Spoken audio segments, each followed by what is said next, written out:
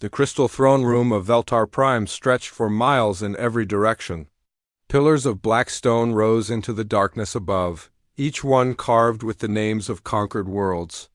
The floor beneath was made of polished bone from 1,000 different species, all of them now extinct or enslaved. At the center of this massive hall sat King Zarthok, ruler of the hegemony and terror of the galaxy. Zarthok was 12 feet tall, his body covered in thick armor that had never known defeat. His 4 arms rested on the armrests of his throne, each hand capable of crushing steel.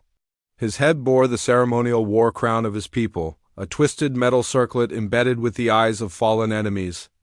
When he spoke, his voice echoed through the hall like thunder. "Bring me the reports," he commanded. A small figure scurried forward from the shadows. This was Velka, his chief intelligence officer. She was barely half his size, her thin frame bent with age and fear. In her trembling hands she carried a datapad that glowed with soft blue light. "My lord," she said, her voice barely above a whisper. "The Outer Rim sectors report complete compliance. Sector 779 has surrendered without resistance. Their population has been processed for work assignments." Zarthok nodded with satisfaction. For 3,000 years his royal armada had swept across the galaxy like a plague. Every world that saw his crimson banners knew their fate was sealed. His ships were the size of cities, each one carrying enough firepower to crack a planet in half. His soldiers were bred for war, genetically enhanced to feel no fear and show no mercy. "What? Of the border worlds?" he asked. "All conquered, my lord. The Kethler system fell last month. The Tridonian colonies have been absorbed into the workforce. Even the warrior clans of Morduk have bent the knee." The king's mouth curved into what might have been a smile on a different face. On his, it looked like a predator baring its teeth. 3,000 years of conquest, and still no one could stand against his might. The galaxy belonged to him, and every living thing in it existed only because he allowed it. "Is there nothing left to conquer?" he asked, almost disappointed. Velka hesitated for a moment, consulting her datapad. "Well, my lord, there are the outer spiral territories. Our scouts have been mapping them for years. Most are empty space, but there are a few systems with primitive life." "Primitive life?" Zarthok leaned forward, his interest sparked. "Tell me, nothing worth your attention." "My lord. Gas giant miners, asteroid farmers, a few colony worlds barely capable of spaceflight. None pose any threat to the hegemony." The king was about to dismiss the report when another figure entered the throne room. This one was different from the cowering servants and terrified officials who usually approached his throne. Ambassador Krelena of the Galactic Council walked with purpose, her blue skin marking her as one of the few species still allowed to exist independently under hegemony. "Rule." "Your Majesty," she said, bowing low but not groveling like the others, "I bring urgent news from the Council." Zarthok's eyes narrowed. The Galactic Council was a joke, a collection of weak species who pretended they still had power. He kept them around because it amused him to watch them scramble for his approval, but Krelena was different. She was smart and she was useful. "Speak," he commanded. Krelena stepped forward and activated a holographic projector. Above them, a 3-dimensional map of the galaxy appeared, rotating slowly in the air. She pointed to a section near the outer edge, far from the bright core. Worlds where the hegemony held power. "Our deep space scouts have discovered something interesting in this sector," she said. "A small solar system with several planets. One of them appears to be inhabited by a species that has just achieved faster-than-light travel." Zarthok stared at the map. The system was tiny, insignificant. A single star with a handful of planets orbiting it. But something about it caught his attention. "What are they called?" he asked. "Humans, my lord. They live on the 3rd planet from their star, which they call Earth. Our scouts report that they have no unified government, no significant military, and their technology is centuries behind our own." The king stood from his throne, his massive form casting shadows across the floor. This was interesting. A new species to conquer, a new world to add to his collection. and from the sound of it, they would provide little resistance. How many ships would it take? He asked. Velka consulted her datapad quickly. For a world of that size and level of development, perhaps 50 ships, my lord. Maybe 100 if they prove stubborn. Zarthok laughed, a sound like grinding metal. 50 ships? For one primitive world? He turned to face his war council, who had gathered at the sound of his laughter. I think you underestimate the value of making an example. War Admiral Vexmal stepped forward from the group. He was the king's most decorated military commander, a veteran of 100 campaigns. His scarred face bore the marks of countless battles, and his uniform was heavy with medals torn from defeated enemies. My lord? He asked. Prepare the royal fleet, Zarthok commanded. All of it. A gasp went up from the assembled council. The royal fleet was the crown jewel of the hegemony's military might. 2,000 warships, each one a masterpiece of destruction. The fleet had never been deployed in its entirety for a single target. Entire star systems had fallen to much smaller forces. My lord, Dixmal said carefully, surely such overwhelming force is unnecessary for a single primitive world. Zarthok's eyes flashed with anger. Are you questioning my judgment, Admiral? Never, my lord. The royal fleet will serve as a message, the king interrupted. Not just to these humans, but to the entire galaxy. Let every world see what happens when they even think about resisting the hegemony. Let them witness the full might of my power. Dexmal bowed deeply. As you command, my lord. How long do I have to prepare? You will depart within the week. I want this done quickly and completely. No survivors, no mercy. Turn their world into an example that will echo across the galaxy for the next 1,000 years. Ambassador Kralena watched the exchange with growing unease. She had seen the hegemony crush worlds before, but always with calculated force. This felt different, wasteful. 2,000 ships against a single primitive world seemed like using a plasma cannon to kill an insect. My lord, she said carefully, if I may suggest, you may not. Zarthok cut her off. The decision is made. These humans will learn what it means to exist in my galaxy. Over the next several days, the royal fleet began to assemble. Ships poured in from across the hegemony, each one a floating fortress bristling with weapons. The smallest vessels were half a mile long.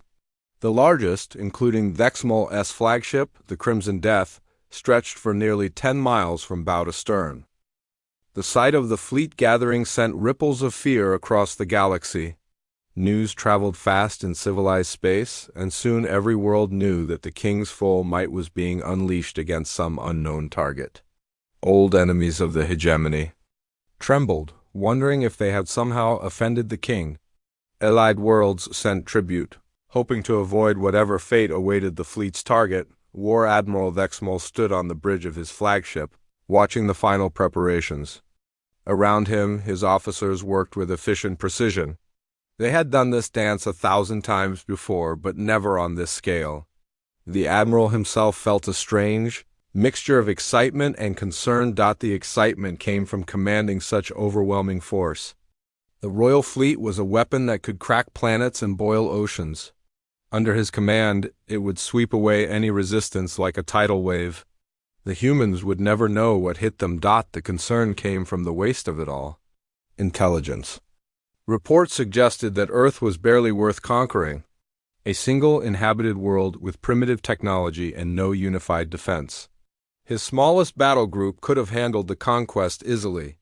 Bringing the entire royal fleet seemed excessive, even cruel, but King Zarthok's orders were absolute.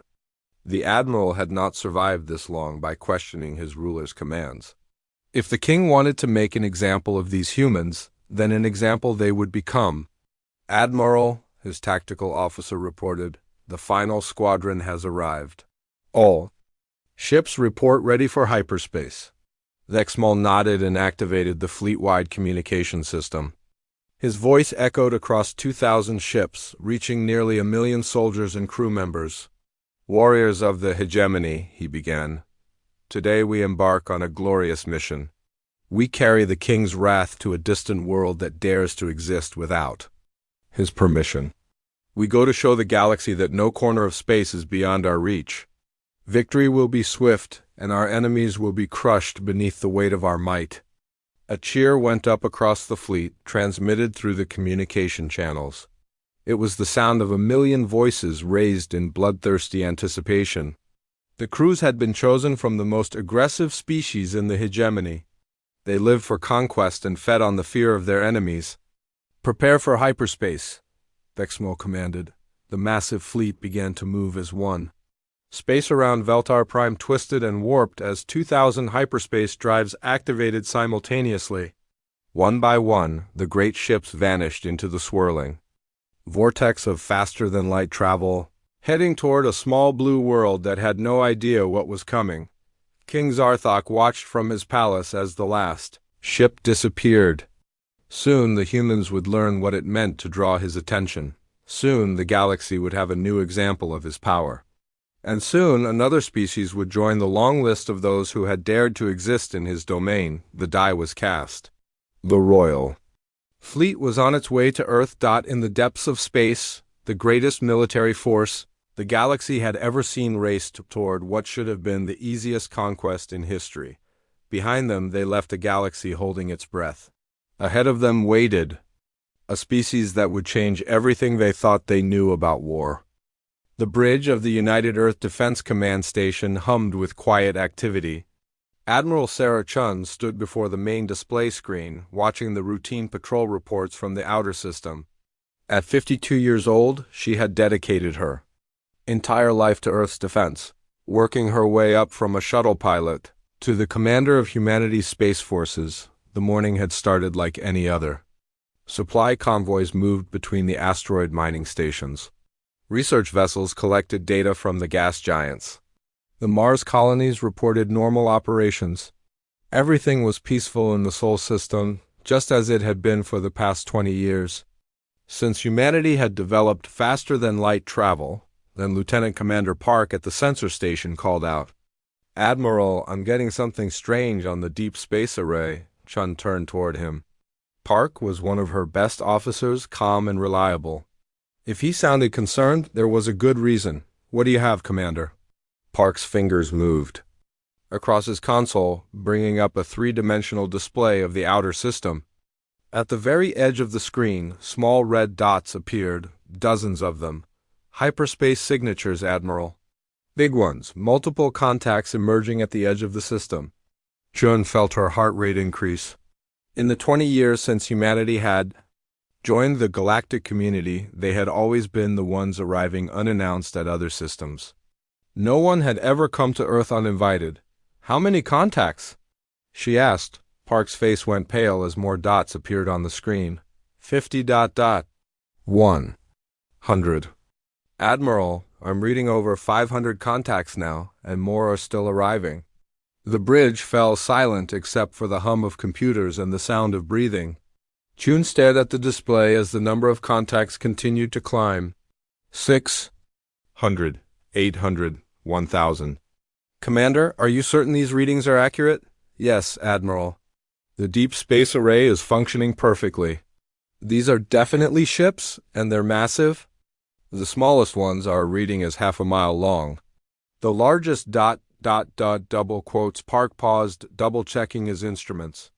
"Admiral, some of these ships are nearly 10 miles long." Chun's mind raced.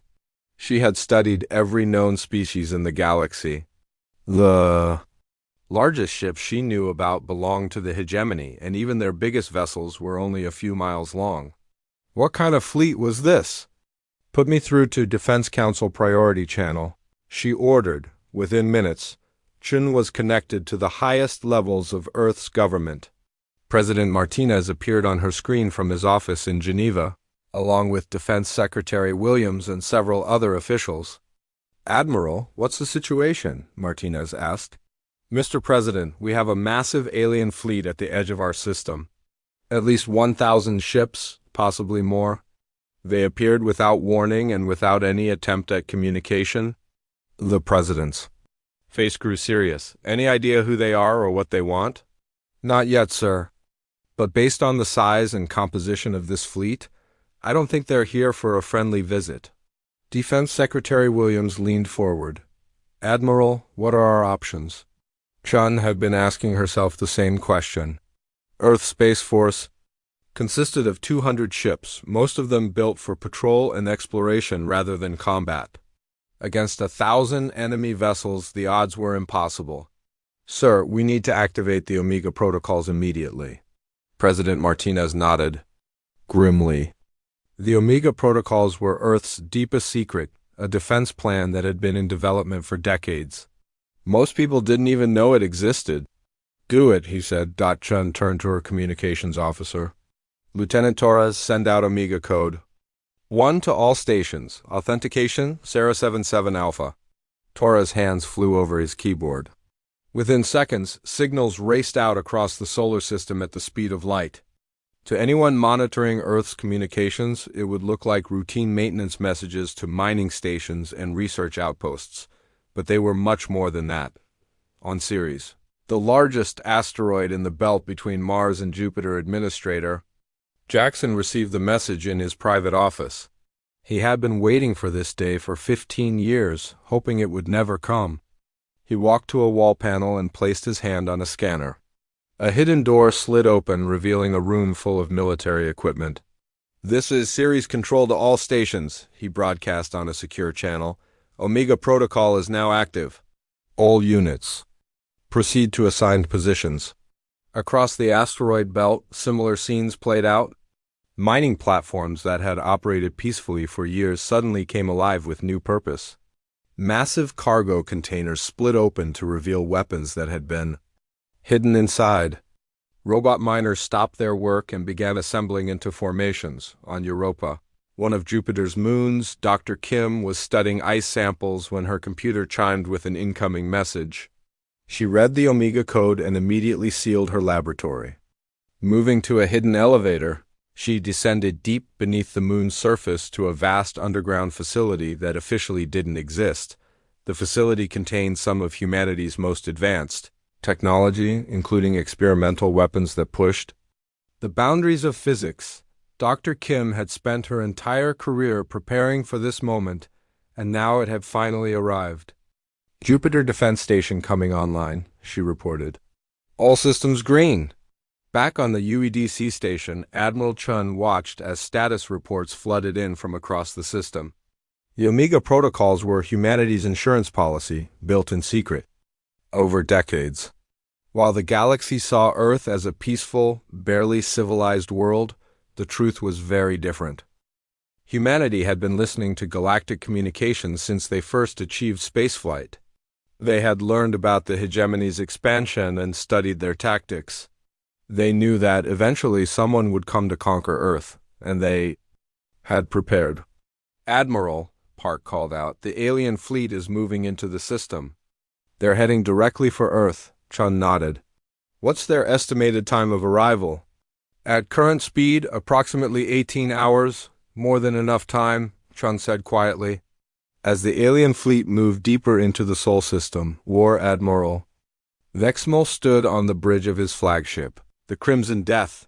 The journey from Veltar Prime had taken 3 weeks, and his crews were eager for action. Report, he commanded. His sensor officer, a reptilian creature named Stack, hissed as he read his instruments. Admiral, we have entered the target system. Scans show 1 inhabited world, approximately 7 billion life forms. Resistance? Minimal, Admiral. I detect perhaps 200 small vessels, most of them civilian in nature. No significant military presence. Vexmol smiled with satisfaction. The intelligence reports had been accurate. This would be even easier than expected. Open a communication channel to the inhabited world, he ordered. The communication officer worked for a moment, then nodded. Channel open, Admiral. Vexmol straightened his uniform and activated the transmission. This was always his favorite. Part of a conquest. The moment when the enemy realized how hopeless their situation was. Primitive inhabitants of the Third World, he began, his voice carrying the weight of absolute authority. I am War Admiral Vexmol of the Royal Hegemony Fleet. Your world has been selected for incorporation into the hegemony. You will surrender immediately and prepare for processing. Any resistance will result in the complete destruction of your planet and all life upon it. He waited for the usual response. Sometimes the inhabitants tried to negotiate. Sometimes they begged for mercy. Often they simply went silent in terror. But the response that came from Earth was unlike anything he had ever heard. A human female appeared on his screen. She wore a military uniform that Dexmal didn't recognize, and her expression was calm and determined rather than fearful. Unknown vessels, she said. This is Admiral Sarah Chun of the United Earth Defense Command. You have entered sovereign human space without permission and issued threats against our world. I order you to withdraw immediately or face the consequences. The bridge of the Crimson Death erupted in laughter. The XMOS officers had never heard anything so ridiculous. A primitive species threatening the royal fleet? It was beyond absurd. Did she just threaten us? Asked Commander Vex, Dexmal's second-in-command. I believe she did, Dexmal replied, wiping tears from his eyes. How refreshing. It's been years since anyone was brave enough to be stupid. He activated the communication channel again. Human Admiral, you clearly don't understand your situation. I command 2,000 warships, each one capable of destroying your entire world. You have perhaps 200 tiny vessels. Surrender now, and some of your species may be allowed to live as slaves. Chun's expression didn't change. Admiral Dexmal, you have exactly 1 hour to begin your withdrawal from this system. If you do not comply, we will consider your presence an act of war. This time the laughter from the alien bridge was even louder. Dexmal had to hold up a hand to restore order. 1 hour, he said. Very well, human. I'll give you 1 hour to watch my fleet approach your world. Then you can see what happens to species that threaten the hegemony. The communication ended, and Dexmal turned to his tactical officer. Begin the approach. Battle formation. Let these humans see what real power looks like. The royal fleet moved forward in perfect formation. 2,000 ships arranged in a pattern that had terrorized the galaxy for centuries. At the center, the largest dreadnoughts bristled with weapons capable of cracking planets. Around them, cruisers and destroyers formed protective screens. Fighter squadrons swarmed between the larger ships like angry insects. It was a sight that had made entire star systems surrender without firing a shot. The sheer scale of it was overwhelming, a demonstration of power that no sane species would challenge. But as the fleet moved deeper into the Sol system, something strange began to happen. The asteroids were moving. Admiral, Stack reported, his voice uncertain. I'm detecting unusual activity in the asteroid field. What kind of activity?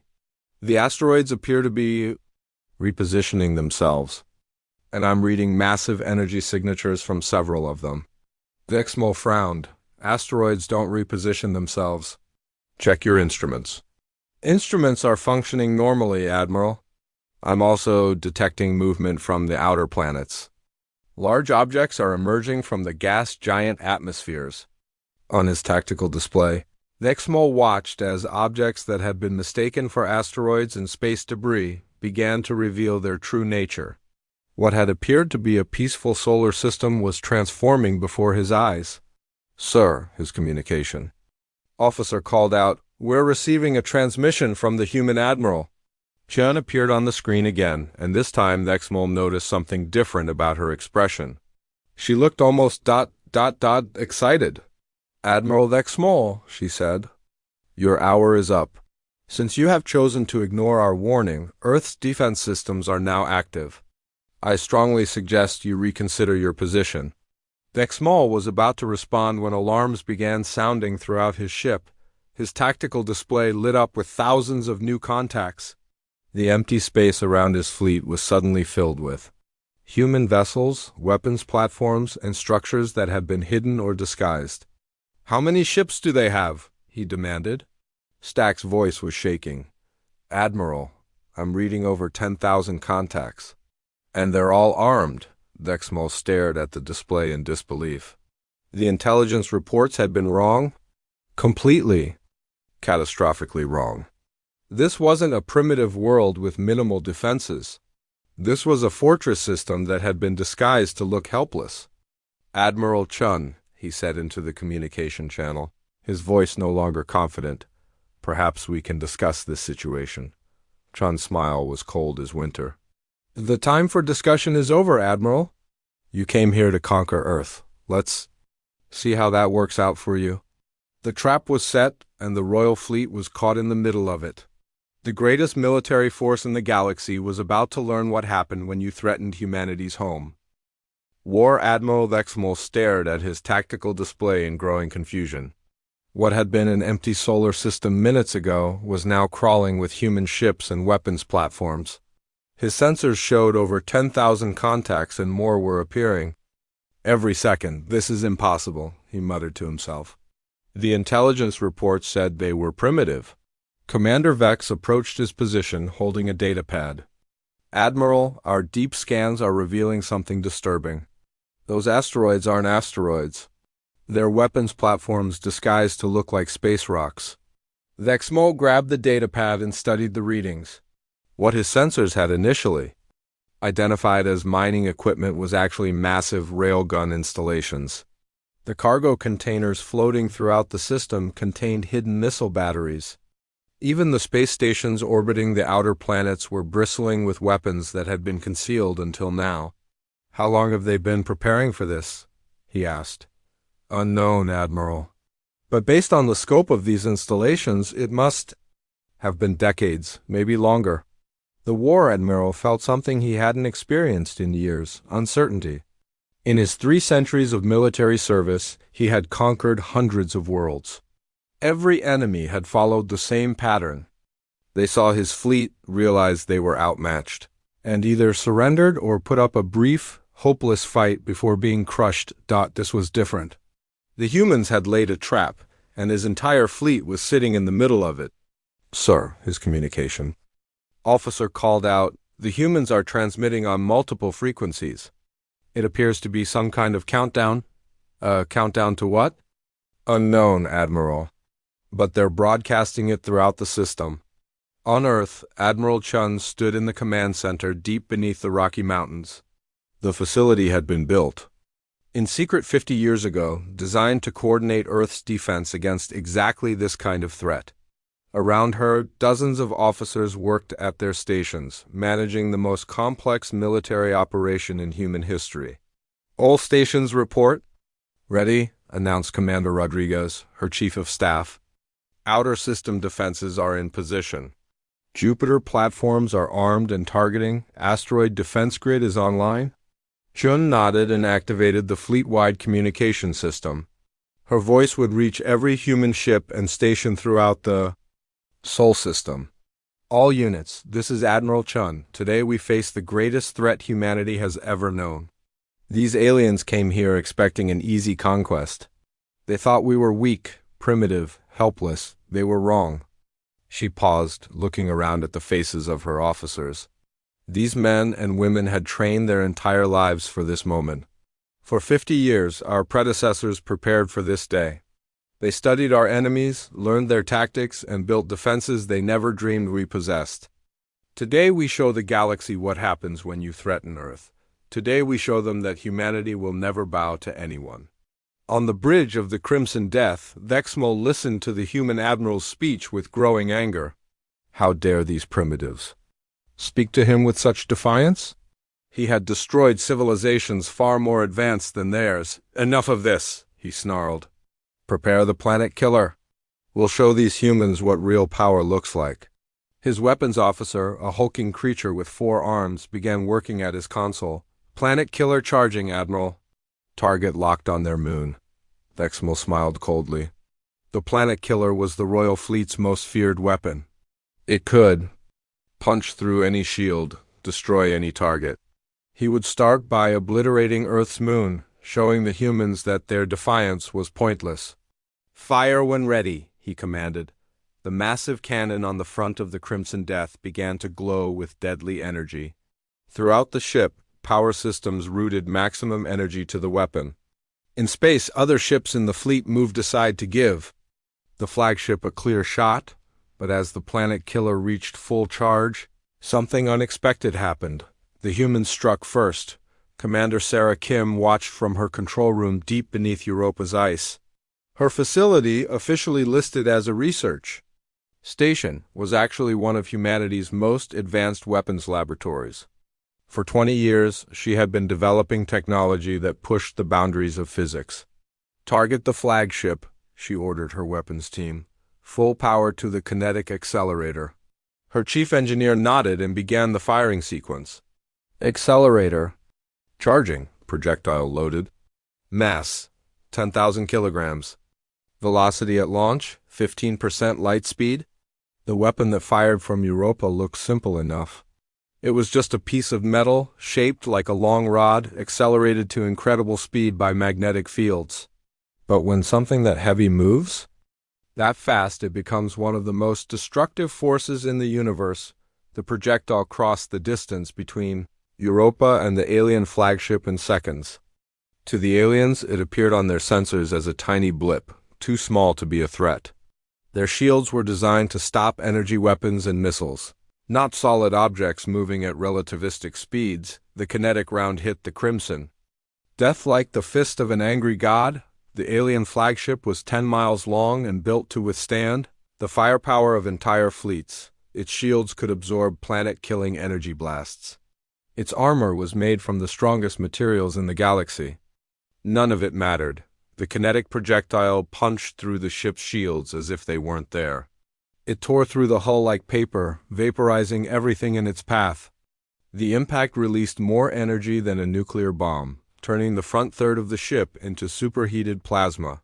On the bridge, Vexmol was thrown from his feet as his flagship shuddered and began to break apart. Emergency alarms screamed throughout the ship. The lights flickered and went out, leaving only the red glow of emergency power. "Report!" he shouted over the noise.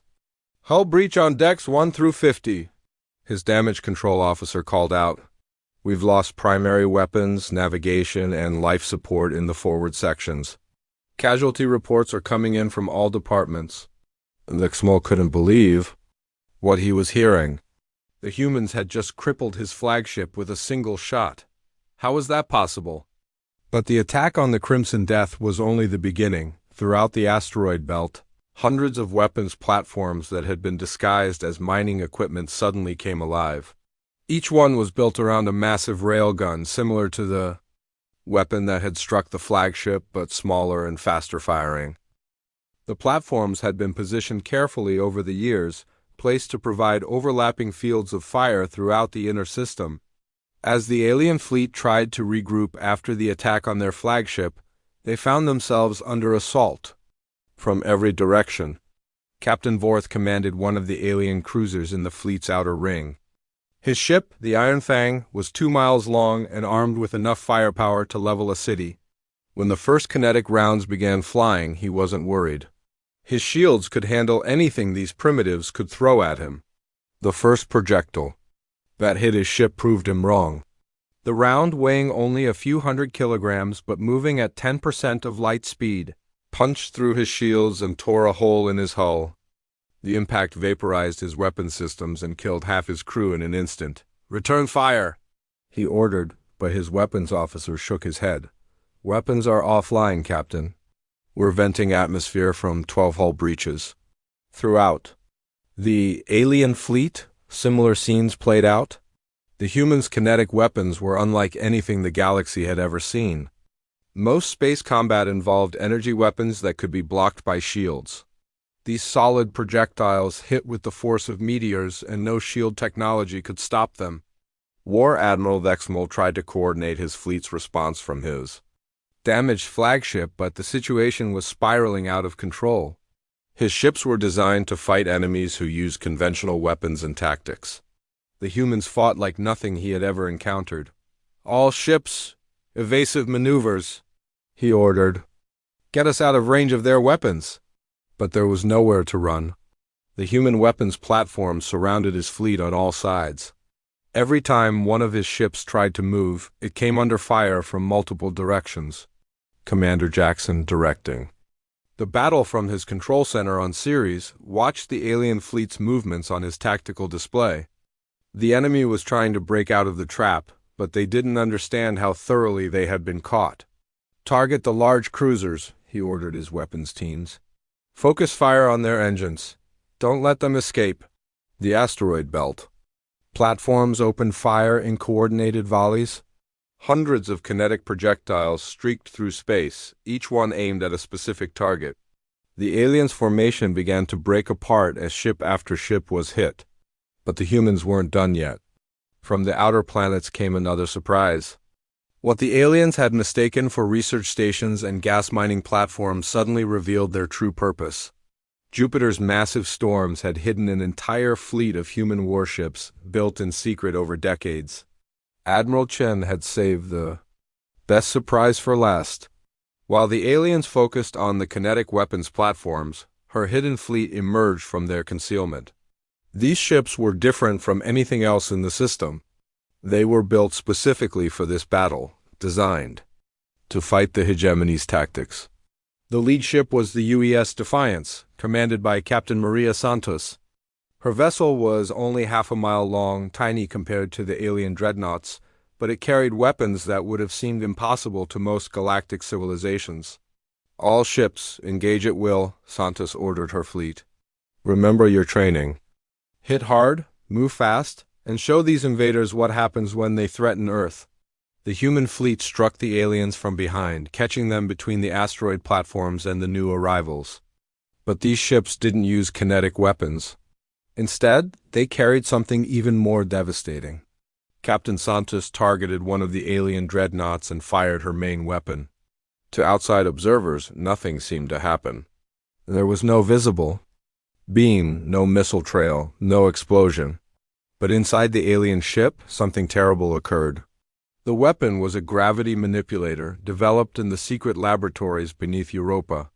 It created localized distortions in space-time, turning the alien ship's own mass against it. The 2-mile-long dreadnought began to compress under forces that shouldn't exist, its hull buckling and twisting as gravity went wild inside the vessel. The alien crew felt themselves being pulled in different directions at once. Some were crushed against bulkheads. Others found themselves floating as gravity reversed. The ship's structure couldn't handle the stress and began to tear itself apart. Similar attacks throughout the alien fleet created chaos beyond anything Nexmol had ever witnessed. His ships were being destroyed by weapons that defied understanding. The humans weren't just fighting his fleet, they were rewriting the rules of warfare. "Admiral," his communication officer called out, panic clear in his voice. "We're receiving surrender requests from 30 ships. Captain Zor's cruiser just broke formation and is trying to flee the system." Nexmol watched his tactical display. As his proud fleet crumbled, ships that had conquered 1,000 worlds were being torn apart by primitives who shouldn't even understand basic physics. The Royal Fleet, terror of the galaxy, was being destroyed by a species they had thought to crush in a single day. "All ships, retreat to hyperspace range," he ordered. "Emergency jump authorization Crimson 7. But even retreat would prove harder than expected. The humans had thought of everything, and they weren't about to let their enemies escape to threaten Earth again. The real battle was just beginning. War Admiral Nexmol gripped the railing of his damaged bridge as another explosion rocked the Crimson Death. Half his fleet was already destroyed or crippled, and the humans showed no signs of slowing their attack. He had ordered a retreat, but the enemy seemed to have prepared for that too. "Hyperspace drives are not responding, Admiral," his navigation officer reported, terror clear in his voice. "Something is interfering with our jump calculations." "What do you mean, interfering?" "The humans appear to have devices that are disrupting local space-time. Our ships can't form stable hyperspace corridors." Nexmol felt cold dread spreading through his body. The humans weren't just attacking his fleet, they were trapping it. No enemy had ever managed to prevent the Royal Fleet from retreating. The hegemony's hyperspace technology was the most advanced in the galaxy, or so he had thought. Deep beneath the surface of Mars, Dr. Elena Rodriguez monitored the hyperspace disruption field from her secret laboratory. For 15 years, she had studied captured hegemony technology, learning how their faster-than-light drives worked. Then she had built something better. Field generators operating at 98% efficiency, she reported to Admiral Chun. The alien fleet is completely cut off from hyperspace. Nothing larger than a shuttle can jump out of the system. Chun's voice came back over the secure channel. Excellent work, Doctor. How long can you maintain the field? Indefinitely, Admiral. We have enough power to keep this running for weeks if necessary. The hyperspace trap was one of humanity's greatest secrets. By studying alien technology and combining it with human innovation, Earth scientists had created something the galaxy had never seen before. They could turn an entire star system into a prison, trapping enemy fleets with no possibility of escape. But the humans had even more surprises waiting. Commander Yuki Tanaka sat in the cockpit of her fighter, hidden inside what appeared to be a dead asteroid. Around her, 1,000 other pilots waited for their moment to strike. They called themselves the Swarm, and they were about to show the aliens something truly terrifying. Swarm leader to all units, she broadcast on a secure channel. Target the enemy fighters. Remember, they're faster than us, but we're smarter. Use the pack tactics we practiced. No heroics, no individual glory, we fight as one mind. The human fighters emerged from their hiding places throughout the asteroid belt. Each one was controlled by an advanced artificial intelligence that could think and react faster than any biological brain. But these A's were different from the cold. Logical computers most species use. Human eye had been taught to be creative, unpredictable, and aggressive. They could adapt to new situations in microseconds and coordinate with each other in ways that seemed almost telepathic.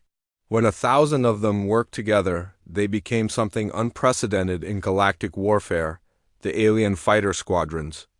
That had been protecting the larger ships suddenly found themselves under attack from every direction. The human fighters moved in patterns that defied understanding, striking and vanishing like ghosts. They seemed to know where the aliens would be before the aliens knew it themselves. Squadron Leader Krex had been flying combat missions for 50 years. His fighter was faster and more heavily armed than the primitive human craft attacking him. But somehow, every time he tried to target one of them, it wasn't where his sensors said it should be. They're predicting our movements. He called out to his wingman. How is that possible? The answer came from the human fighter that appeared behind him without warning. Its weapons weren't the energy blasters he expected. Instead, it fired a cloud of tiny metal pellets that expanded like a net. His shields, designed to stop energy beams, were useless against solid projectiles. The pellets tore through his fighter's hull like bullets through paper. As Krex's ship exploded around him. Similar scenes played out across the battlefield. The human fighters didn't just outnumber the aliens, they out-hot them. Every attack was perfectly coordinated, every movement precisely calculated. The alien squadrons that had terrorized countless worlds were being systematically destroyed by enemies they couldn't even predict. Back on his flagship, Lexmo watched his fighter cover disappear from his tactical display. Without fighters to protect them, his larger ships were sitting targets for the human weapons platforms. But the worst was yet to come. Admiral, his sensor officer called out, his voice shaking. I'm detecting massive energy signatures from the human homeworld. They appear to be charging some kind of planetary weapon. Lexmo felt his heart skip a beat. Planetary weapons were the stuff of legend, theoretical devices that could destroy entire fleets from across a star system. No one had ever actually built one. The power requirements alone were thought to be impossible, but as he watched his sensors, energy readings from Earth climbed to levels that shouldn't exist. The entire planet seemed to be glowing with barely contained power. On Earth, Dr. Michael Chang stood in the control room of humanity's most secret project. Built deep beneath the North Pole, the Excalibur Array was the culmination of 50 years of weapons research. It was a weapon that used the planet itself as a focusing lens, channeling energy from Earth's core and magnetic field into a beam that could reach across the solar system. Power at maximum, he reported to Admiral Chun. Target locked on the alien command ship. Ready to fire on your order. Chun looked at the tactical display one more time.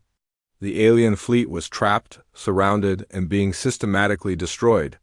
But she wanted to send a message that would echo across the galaxy for centuries. Fire, she ordered. The beam that erupted from Earth's North Pole was invisible to normal sensors, but its effects were unmistakable. It crossed the distance to the alien flagship in seconds, carrying more energy than a star.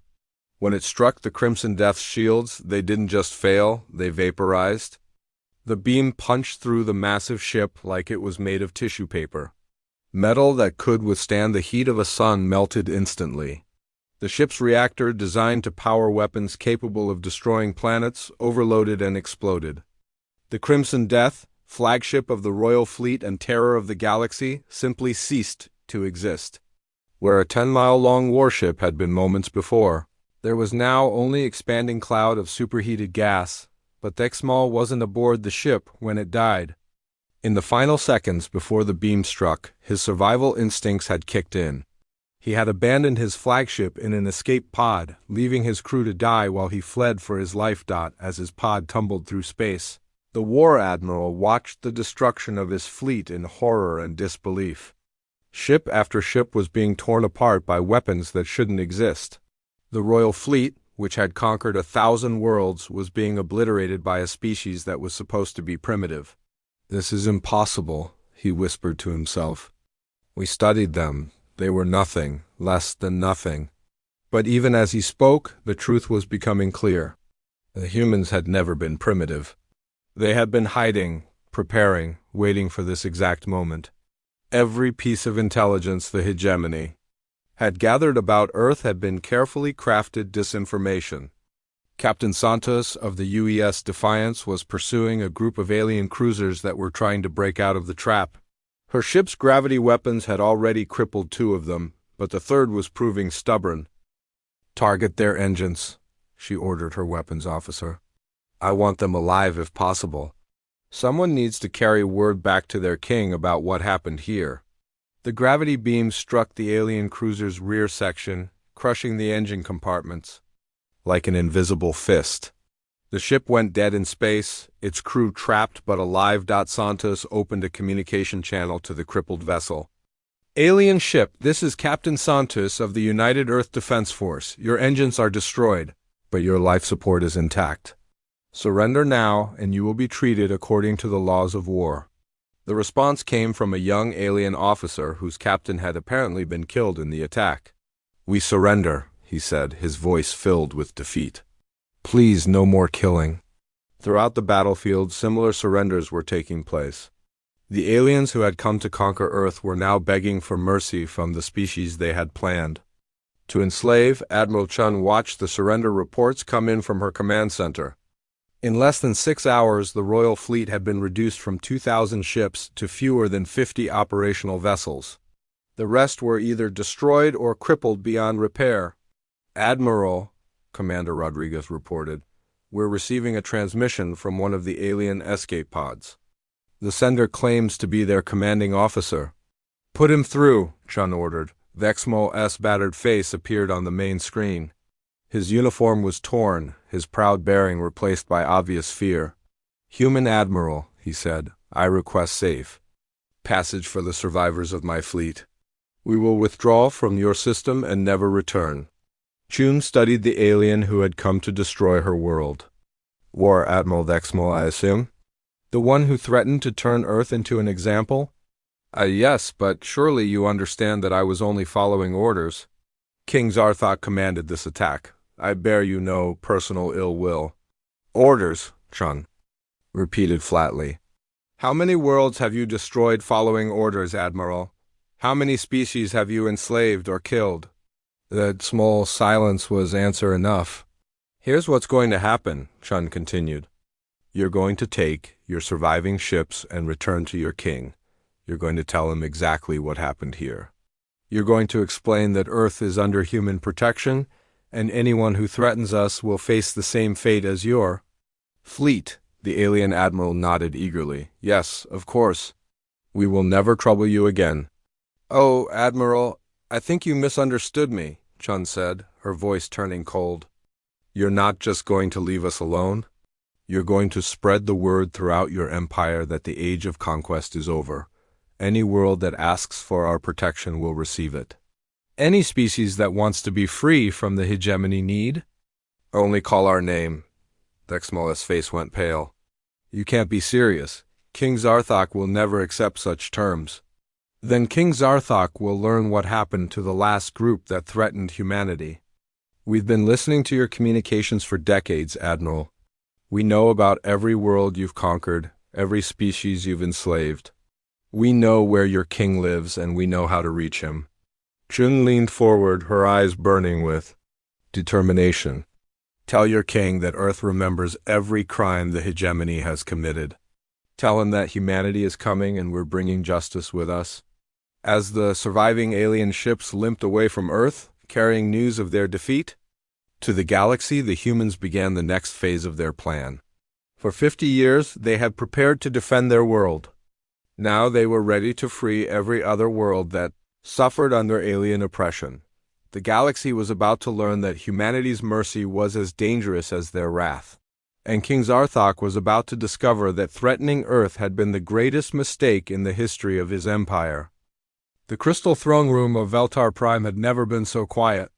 King Zarthok sat motionless on his throne, staring at the holographic display that showed the empty docking bays where his royal fleet should have been. 3 weeks had passed. Since the fleet's departure for Earth, 3 weeks since he had expected to add another conquered world to his empire. Instead, he was looking at the greatest military disaster in the history of the hegemony. War Admiral Vexmal knelt before the throne, his once proud uniform now torn and stained. His face bore the marks of his defeat, both physical and emotional. Behind him stood the surviving officers of the royal fleet, barely 300 souls out of the million who had left Veltar Prime with such confidence. Speak, Zarthok commanded. His voice echoing through the vast chamber, Dexmal raised his head slowly. My lord, the royal fleet has been destroyed. Of the 2,000 ships that entered the human system, only 47 survived to make the return journey. The rest were either destroyed or captured by the enemy. The king's 4 hands gripped the armrests of his throne until the metal began to crack. Destroyed? By primitives? You expect me to believe that 200 human ships defeated the royal fleet? My lord, the intelligence reports were wrong. Completely wrong. The humans are not primitive. They possess technology that we cannot understand. They had been preparing for our arrival for decades, perhaps centuries. Zarthok stood from his throne, his massive form towering over the kneeling admiral. You are telling me that you were outfought by a species that achieved faster than light travel only 20 years ago? My lord, they have weapons that bypass our shields entirely. Their ships can predict our movements before we make them. They can trap entire fleets in normal space, making hyperspace jumps impossible. They turned our own tactics against us and destroyed us with weapons we had never seen before. The king's rage was building like a storm.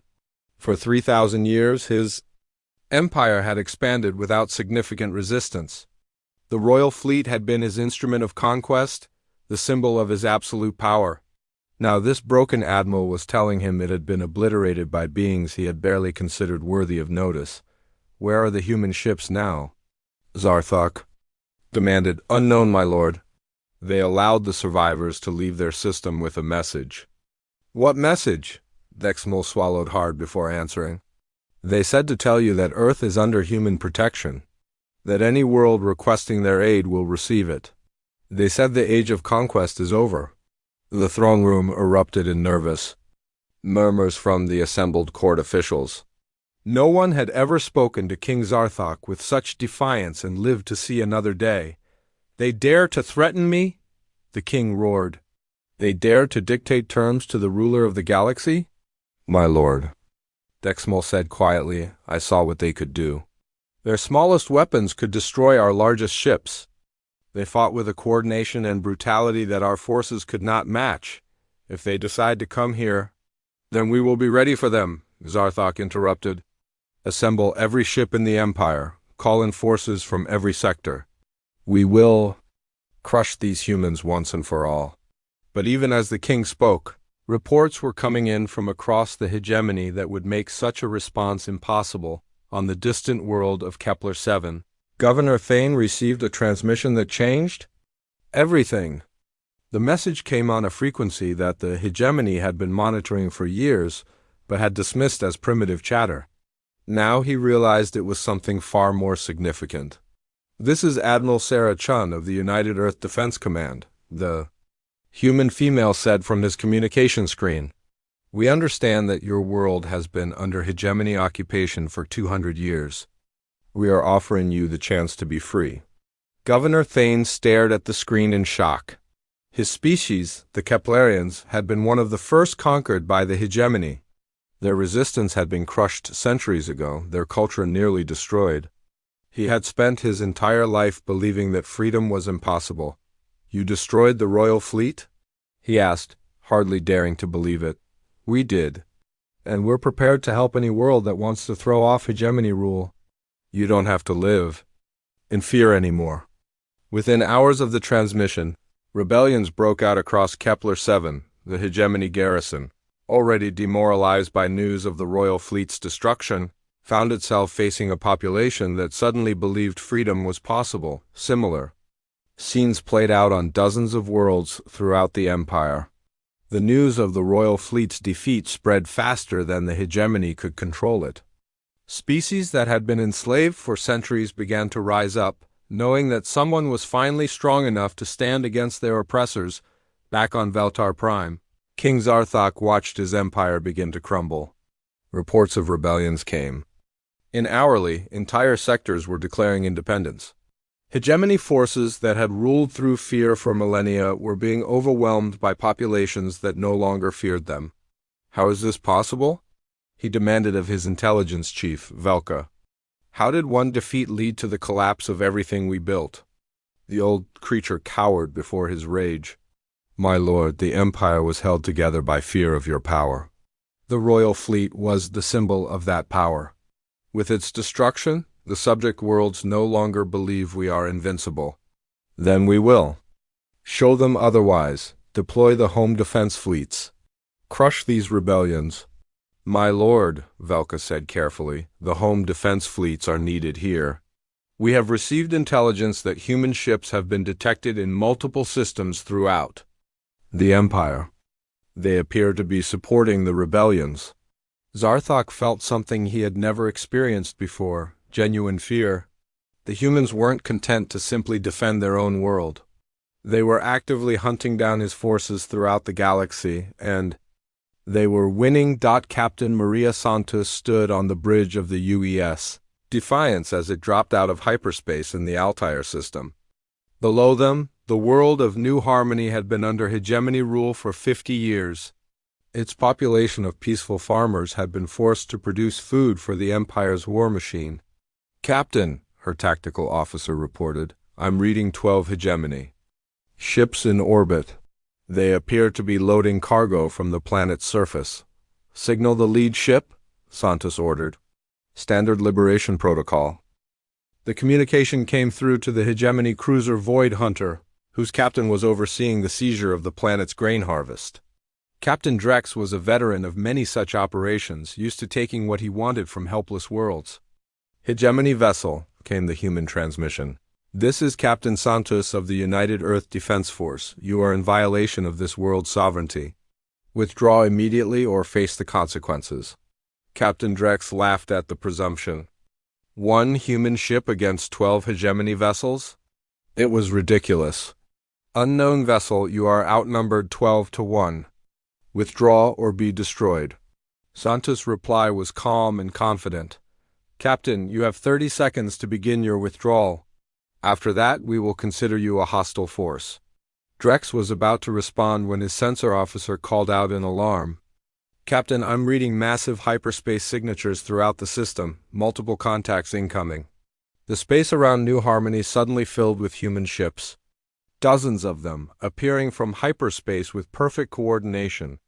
They surrounded the hegemony force in a matter of seconds. "Still want to discuss terms?" Santos asked over the communication channel. The hegemony ships surrendered without firing a shot. News of the liberation of New Harmony spread throughout the galaxy within days. For the first time in 3,000 years, a world had been freed from hegemony rule. And the humans had done it with such overwhelming force that resistance had been pointless. King Zarthok realized that his empire was not just collapsing, it was being systematically dismantled by an enemy that seemed to be everywhere at once. Every day brought news of more defeats, more rebellions, more worlds declaring their independence under human protection. "My lord," Velka reported during their daily briefing, "we have lost contact with 17 sectors in the past week. Our remaining forces are requesting permission to withdraw to the core worlds." "How many ships do we have left?" Zarthok asked, dreading the answer. "Approximately 800 combat-capable vessels, my lord.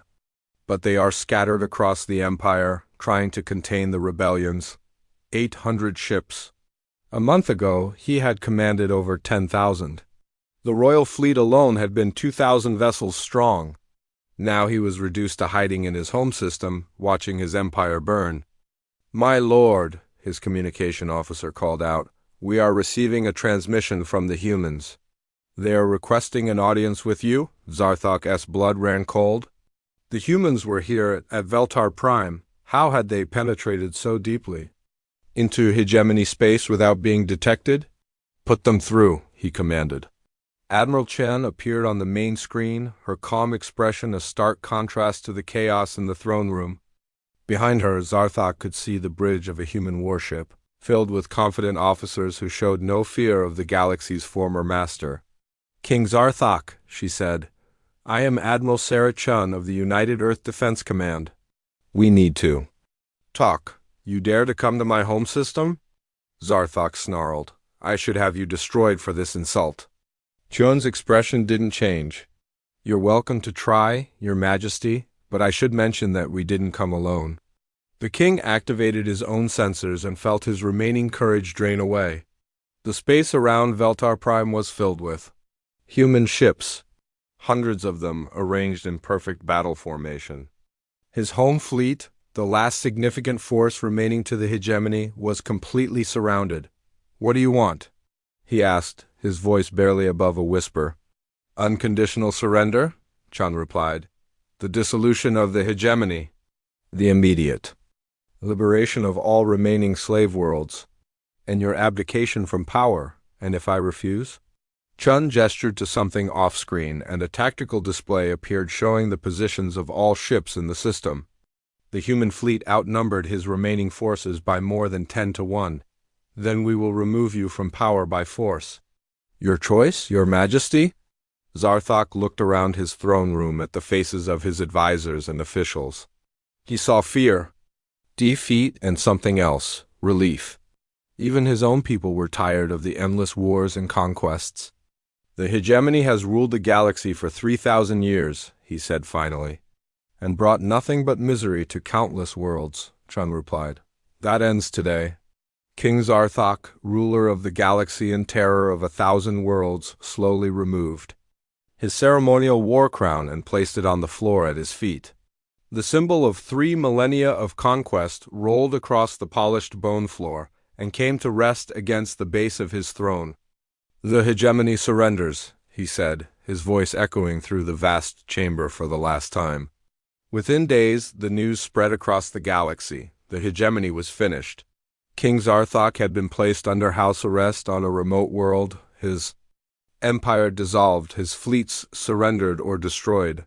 Thousands of worlds that had lived under alien oppression for centuries were suddenly free. And at the center of it all were the humans, the species that had risen from a single blue world to become the galaxy's liberators.